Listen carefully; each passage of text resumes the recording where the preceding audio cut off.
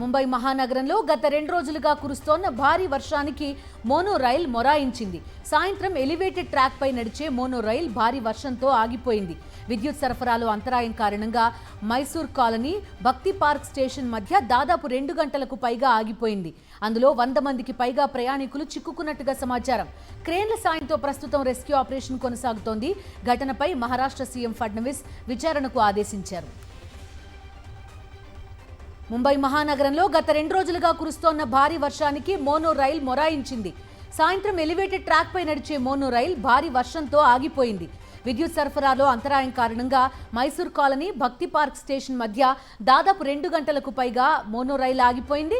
అందులో 100 మందికి పైగా ప్రయాణికులు చిక్కుకున్నట్టుగా సమాచారం. క్రేన్ల సాయంతో రెస్క్యూ ఆపరేషన్ కొనసాగుతోంది.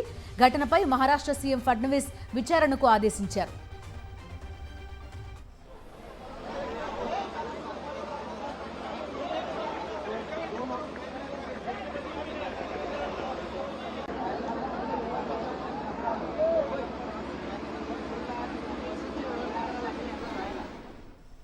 ప్రస్తుతం రెస్క్యూ ఆపరేషన్ ఇంకా కంటిన్యూ అవుతోంది. ప్రయాణికులందరినీ బయటికి తీసుకొచ్చే ప్రయత్నాలు జరుగుతున్నాయి.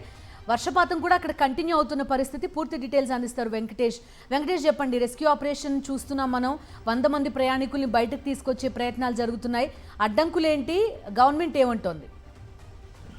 భారీ వర్షాల కారణంగా ట్రాక్ మధ్యలో మోనో రైలు నిలిచిపోయింది. భారీ వర్షాలు ఇంకా కొనసాగుతూనే ఉన్నాయి. సో ఆ ఫలితంగా వాటితో పాటు విద్యుత్ అంతరాయం, దీని కారణంగా ఈ మోనో రైలు నిలిచిపోయినట్టుగా సమాచారం వస్తుంది. సో ఈ నిలిచిపోయినటువంటి రైల్లో దాదాపు 200 మంది ప్రయాణికులు ఉన్నారు. అందులో దాదాపు 100 మంది వరకు వారిని ఇప్పటికే బయటికి తీశారు. ఇంకా ఆపరేషన్స్, రెస్క్యూ ఆపరేషన్స్ కొనసాగుతున్నాయి.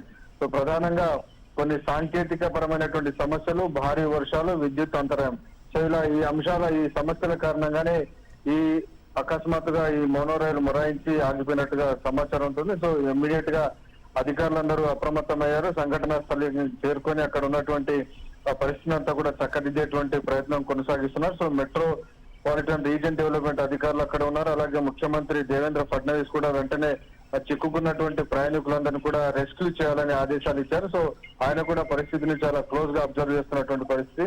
నిజానికి దేశ ఆర్థిక రాజధాని ముంబై లాంటి ప్రదేశంలో ఇలాంటి ఒక మోనో రైలు ఏకంగా మధ్యలో ట్రాక్ మధ్యలో నిలిచిపోవడం ఖచ్చితంగా ఇది సాంకేతిక పరమైనటువంటి ఒక సవాల్ అయితే లేవనెత్తుంది.